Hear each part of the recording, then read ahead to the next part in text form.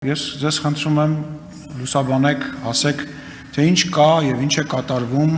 անիֆի գործով, որովհետեւ այդ գործը քաղաքական շահարկումների մեծ տեղ է տալիս եւ մեր ընդդիմադիր գործընկերները հաճախ հենց հղում են անում դրան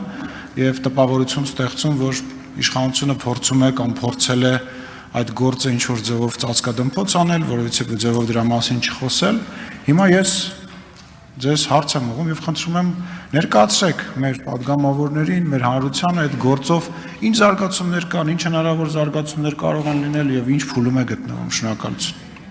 Շնորհակալություն, պարոն Սիմոնյան, շնորհակալ եմ հարցի համար։ Ես տրամադրվել էի արդեն եզրափակիչ ելույթում այս հարցին անդրադառնալ, որովհետեւ ակնկալում էի հանրային քննարկումներին հետևելով, որ այս հարցը կհնչի, շնորհակալ եմ, որ հարցը բարձրաձայնեցիք, էլի չվնասելով նախաքննությանը, որովհետև ակտիվ նախաքննության փուլում ենք գտնվում եւ առաջիկայում նաեւ քրեական հետապնդման հնարավորությունները չենք բացառում շատ կարճ ժամանակահատված հետո ուղղակի կարճ նշեմ թե քննությունը այս պահին ինչ հիմնական ուղղություններ է ներառում, որովհետև մի շարք լրատվականներ տարբեր պարբերականությամբ իրենց ուսումնասիրություններն են հրապարակում, ենթադրելով, որ քննությանը դրանք հայտնի չեն, բայց այդ հրապարակումները եւս դառնում են ուսումնասիրության առարկա։ Շատ կարճ ուղղակի նշեմ, որ անիֆի աշխատակիցների կողմից ենթադրյալ չարաշահումներ թույլ տալու վերաբերյալ քննչական կոմիտեի հատուկ հանձնարարություններով գլխավոր վարչության վարույթում գտնվող քննության շրջանակներում քննվում են անիֆի աշխատակիցների կողմից բարձր աշխատավարձեր եւ պարգևավճարներ ստանալու հայկական ավիաուղիներ Փակbaşıնետիրական ընկերության Fly-Arna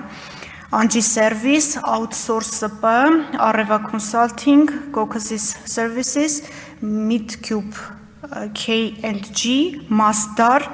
Սերմից Ֆերմա, Hard Rock, Global Connect, Tavros, Ապագա Project ընկերությունների հետ համատեղ գործունեության ընթացքում առերևույթ չարաշահումներ թույլ տալու դրվագները։ Ես հատուկ նշեցի ընկերությունները, որտեղ յուրաքանչյուր դրվագ, որը շրջանառվում է մամուլում, շրջանառվում է հենց այս ընկերությունների հետ կապված դրվագները նկարագրելով, սրանք բոլորը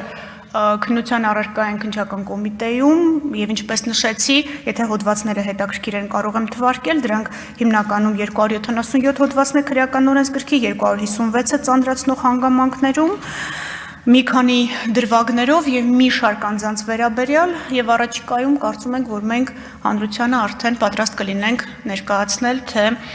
ինչ արդյունքներ ունենք, իսկ մենք հանրությանը հիշեցնեմ, որ ներկայացնում ենք, պարոն Սիմոնյան, որ գործը արդեն ուղարկում ենք դատարան, այսինքն դատական հեռանկար ենք տեսնում վարույթով։ Ձեր թույլտվությամբ այսքանով սահմանափակեմ նախքննությանը չվնասելու, նաև այս փուլում, ինչպես նշեցի մեկ այլ հարցին պատասխանելիս, ոչ ամբողջական տեղեկատվություն չներկայացնելու նկատառումներից ելնելով, բայց առաջիկայում իհարկե ավելի մանրամասն կհրապարակենք։ Արձագանքեմ ձեր թույլտվությամբ, եթե հնարավոր է նախաքննության գաղտնիքը չխախտելով, կան եղել են արդյոք նախկին ներկա պաշտոնյաներ, որոնք այս գործով հարցաքննվել են, բացատրություններ են տրվել, եւ արդյոք հիմա կա կոնկրետ անձանց հետ կապված մեղադրանքի եւ հետագա գործողությունների նախապատրաստում կամ ինչ-որ գործընթաց։ Եթե ինչով այն մասով, որքանով որ չեք խախտի նախաքննության մասը։ Շնորհակալ եմ մեկ դրվագով բավական լուրջ գումարի մասին, մոտ $2 միլիոն մասին է խոսքը, մեկ դրվագով ունենք արդեն հեռանկարով քննություն, հեռանկարի նկատի ունեմ քրեական հետապնդման եւ այո, հարցաքննվել են եւ շարունակում են հարցաքննվել, ոչ թե բացատրություններ, այլ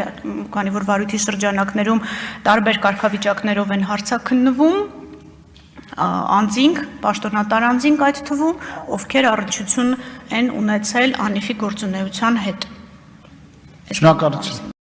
Չմոռանաք հավանել տեսանյութը եւ բաժանորդագրվել Civic AM-ի YouTube-յան էջին։